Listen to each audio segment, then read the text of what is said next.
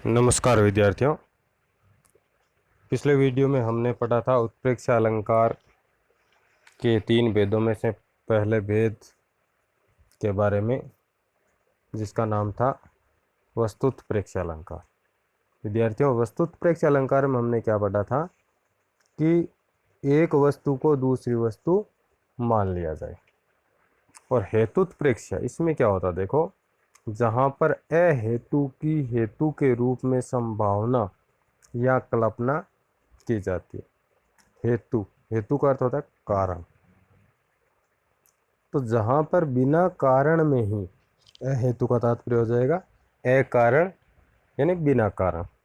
तो जहां पर अहेतु की हेतु के रूप में संभावना या कल्पना की जाती है, तो वहां पर हेतुत्प्रेक्षा अलंकार होता है। इसमें वस्तु का कार्य स्वाभाविक होता है, किंतु उसे कारण मान लिया जाता है। वस्तु का कार्य है वो तो स्वाभाविक होता है, लेकिन हम उसे कारण मान लेते हैं, कारण की संभावना या कारण की कल्पना कर लेते हैं। तो वहाँ पर हेतुत्प्रेक्षा अलंकार होता है। जैसा पिछले वीडियो में हमने वस्तुत्प्रेक्षा में वस्तु में कल्पना मानी थी, इसी तरह से इसमें जैसे उदाहरण दिया हुआ है, अरुण भये कोमल चरण भुवि चलीबे ते भानु। अरुण, अरुण का अर्थ होता है लाल रंग। भय यानी हो गए, कोमल का अर्थ कोमल होता है, चरण यानी पाँव, पैर होता है। भूवि यानी भूमि, चलीबे चलने, ते कारण। तो इसमें जैसा कि स्पष्टीकरण किया हुआ है कि पृथ्वी पर चलने से कोमल पाँव रक्त वर्णिम हो गए हैं। यहाँ पर चरणों से लाल होने का हेतु पृथ्वी को माना गया, जबकि चरण पृथ्वी पर चलने से लाल नहीं हुए हैं, वे तो स्वभावतः ही लाल है।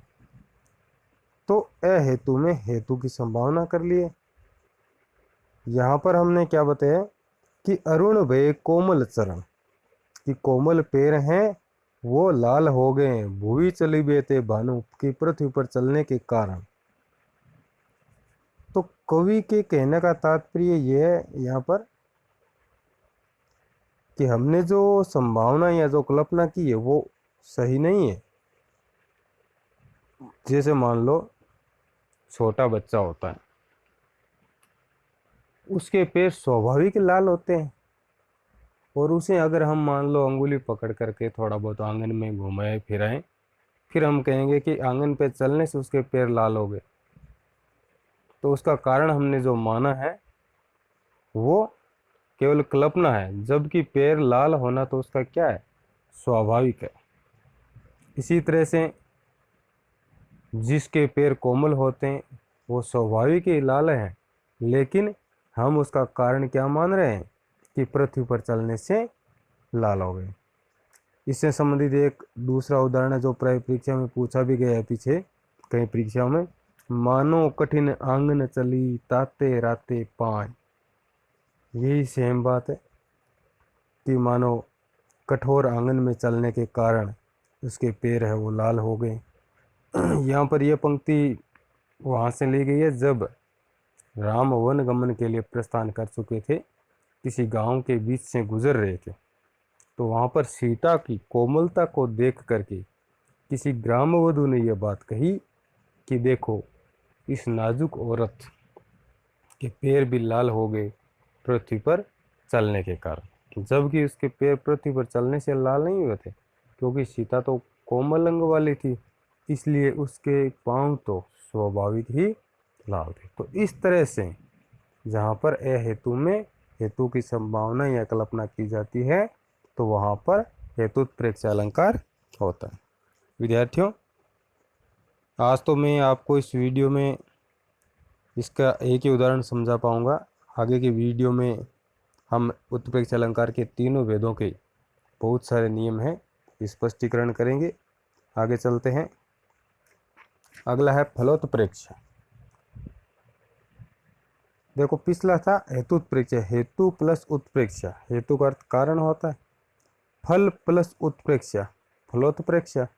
इसमें क्या है कि जहाँ पर अफल में फल की संभावना की जाती है, अफल में भी जब हम फल की संभावना कर लेते हैं तो वहाँ पर फलोत्प्रेक्षा अलंकार होता है। और फल का आशय यहाँ पर किसी पेड़ पर लगने वाला फल नहीं है, फल का अर्थ है यहाँ पर उद्देश्य, अर्थात हम बिना उद्देश्य में भी उद्देश्य की कल्पना कर लेते हैं, वहाँ पर फलोत्प्रेक्षा अलंकार होता है। जैसे इसका उदाहरण दिया हुआ है, तरनी तनुजा तट तमाल तरवर बहुछाए, झुके कूल सो जल पर सन, हिल मनहु सुहाय।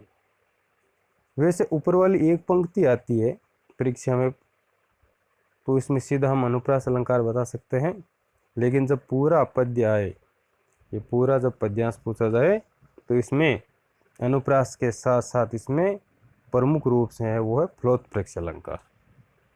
तो इसमें क्या बताया था कि अफल में फल की कि उद्देश्य तो कोई दूसरा होता है, लेकिन हम उसका उद्देश्य दूसरा मान लेते हैं, ऐसा जब भाव बनता है वहाँ पर फलोत्प्रेक्षा अलंकार होता है।